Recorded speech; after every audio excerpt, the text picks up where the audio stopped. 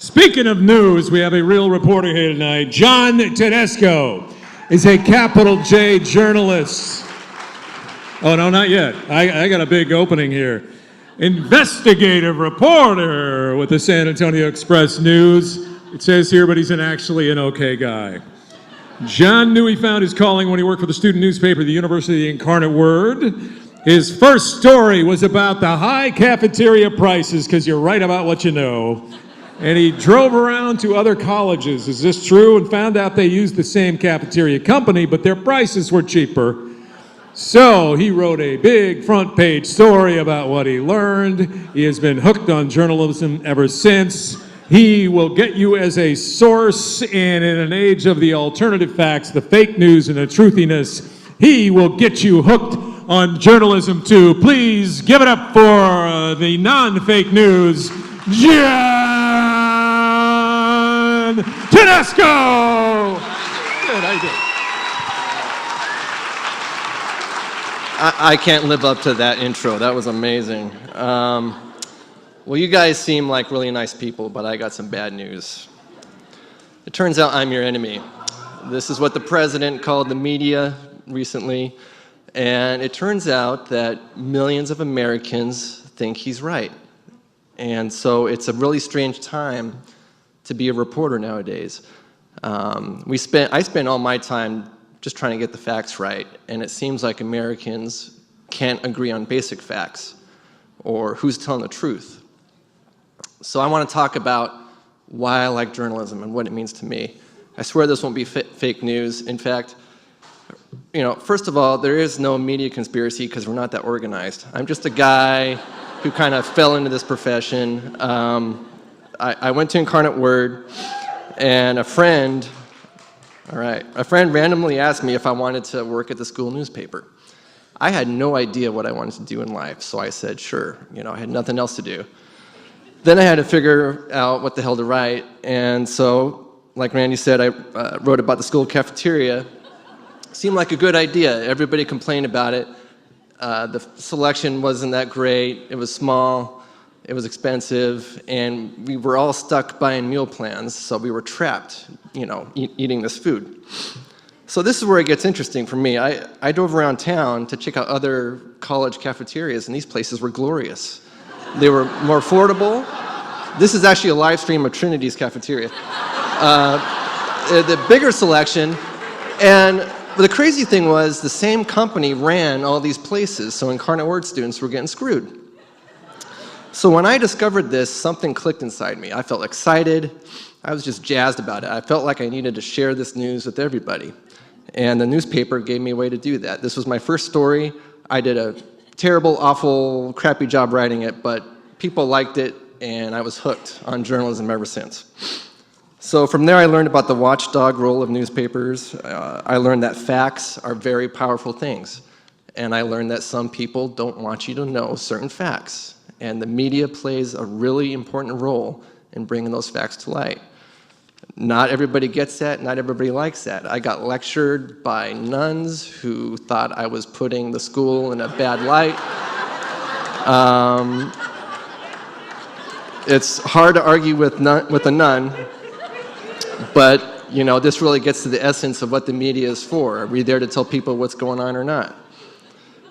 Sometimes this is hard to do. Sometimes these facts are hard to find. A couple weeks ago, the feds raided the law office of Carlos Uresti, a state senator. It's a criminal case. I have no idea if he's innocent or guilty, but it's our job to find out, if we can, what they're looking at.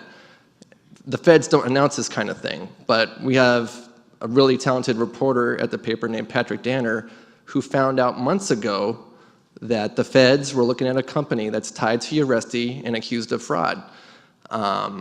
So our readers knew what was up even before the feds got there. So that's our purpose in life, find stuff out and share it with you guys. Now, I'm not saying we're perfect, believe me. Do we have any architects in the house? Any architects? Wow, that was lame. Okay, I'm sorry. You guys might recognize this man, Henry Munoz. He's a very nice guy. He's not an architect, but guess what I called him in print back in '03? An architect. So yeah, I'm kind of a dumbass. We get stuff wrong, we're human, but we still care about being accurate. And so what happens when we have a president who has a hard time telling the truth and millions of people believe him? Policies aside, I'm not talking about policies, it's just like basic facts. His inauguration crowd was smaller than Barack Obama's. That's a fact. We have photographic evidence that this is the case. But Trump and his people insist that he had the bigger crowd, and his supporters believe him. There's a poll that shows this. So this might seem silly and trivial and a dumb thing to argue about, but if we can't get these little facts right, then it doesn't bode well when we're actually talking about important stuff. So what's the solution? How do we bridge this divide? I don't know. I don't have all the answers, but I think there are a few things that we can all do. One thing, I see reporters continue to ask hard questions about what's going on at the White House and federal agencies. I don't think that should ever change, but maybe we can do a better job explaining to people why we do those stories. I noticed that when I get angry emails or comments from readers, when I respond to them and address their concerns and explain why I wrote what I wrote, I notice that they cool off, and I think it's because they realize they're talking to a human being who has his own reasons for writing what we write. So I think it helps when we talk and listen to each other more. And I think we need to keep showing people we're in a truth business. Trump accused the media of not covering terrorism attacks. So I like what the New York Times did. They debunked that by posting all the links to their past terrorism coverage. I thought that was really cool. Maybe that changed some minds. Trump's spokesman seemed to float the idea that a border wall could be paid for with a tariff. We had stories making it clear that American consumers, not Mexico, would actually be the ones paying for that wall if that were to occur. So we can do these stories, but it doesn't matter without you guys. A lot of times we fact check a falsehood, and it gets shared less on Facebook than the actual falsehood. So you guys actually wield a lot of power with that share button. Use it wisely. So like I said, I don't have all the answers. But here's what I do know. If you're the kind of person who wants to know why the cafeteria food is so bad, or who wants to know why, or who's going to pay for the border wall, the media is out there doing those stories, and it doesn't make us your enemy. And that's a fact. Thanks for your time. All right, nope. Just a couple of quick questions. Why don't you go over to the left side of the stage there, Mr. Lefty, and did you always want to, when you got into this because of the cafeteria thing, did you want to be an investigative type reporter, or did you not go to the water skiing squirrels class in the Chupacabra division? I met some reporters, some writers at the Express News, and they kind of veered me in that direction. Rick Casey was a mentor of mine, and they just did a great job. I read their stuff avidly, and it was... And what is it like for you even here in San Antonio? I know for us it's even different in the past year because we are lumped in, dang news media or whatever. What kind of responses do you get individually as well as the paper with everything that's going on? Nowadays? To me, it just seems like we've reached the pinnacle of mistrust. There have always been people, like I said, there's always people who mistrust the media, but it's just been inflamed to a whole new level and the language has really reached a scary point. I don't know how it can get any worse. Between that, though, and the pay and marketing, what would you tell people out here who might want to get into journalism? Don't scare them off, but because these are smart people here. What would you tell them? Why do you do it? I think if you're a curious person, it's a great job.